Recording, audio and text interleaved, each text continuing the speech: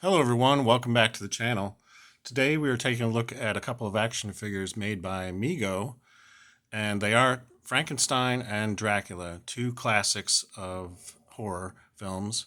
And I'm reviewing these together because they are based on the likenesses of the two actors that were closely related to these roles. So over here we have Boris Karloff, and over here we have Bela Lugosi.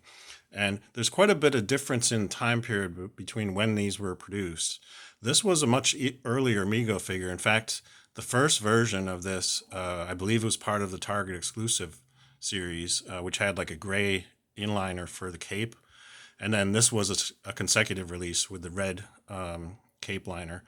So I really like the red version. So this is the only one that I have in my collection. To me, it's the definitive version of Dracula that Mego's put out.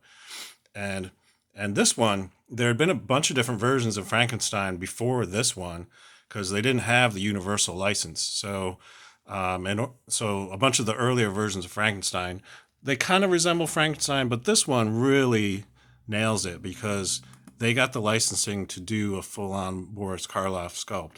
So this one really looks like the actor, and it also includes the neck bolts too, which weren't present on any of the earlier versions. There were three, I believe, versions of Frankenstein that were released before, and so to get to this point on this one, you really get a definitive version of Frankenstein. Also, I believe this is the only one to have like the elevated boots too. So this one is, I think, unique to the entire line because I don't think the other ones. I think they just had standard Mego boots. They didn't have ones that were rising up like this. So really love this figure. The sort of like pale green skin is not as green as the first release Frankenstein, but to me they struck a good balance in terms of like making this look acceptable. And then we got pictures from the film as well, sort of the monster of Frankenstein on the table, and then on the back a nice big portrait of his face, which really pretty creepy and just really invokes the character. So that's real exciting. And then on the Bela Lugosi, you got a nice picture of him, and I believe they were able to do this through licensing of Lugosi Enterprises. This is before they had the Universal license, so they were able to get permission to do a Bela Lugosi Dracula, and I love it. I think it's fantastic. I love the red cape, and he has like these shoes. Both of these, by the way, have articulation in the ankles. I'm not going to go over articulation in this particular video, but if you watch some of my other videos, you'll be familiar with the articulation.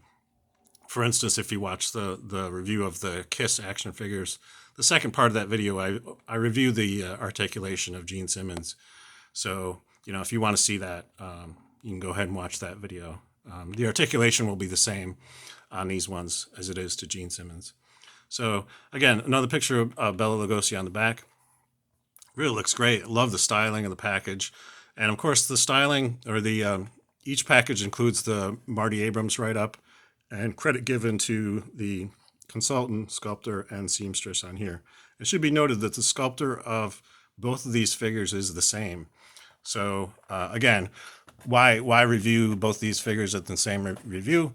Because they have a lot of similarities, likenesses of the actors, and they're both sculpted by the same sculptor. So that's pretty much all I have for you today. I love these figures. I'm very happy that Mego was finally able to do Frankenstein right, and now I have these two, and they're sort of prized possessions of my collection of Mego figures.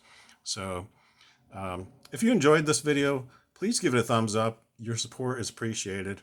And if you'd like to see more videos like this, please consider subscribing to the channel because I will be reviewing other Mego figures in the future. Until then, I hope you have a great day. Thanks for watching.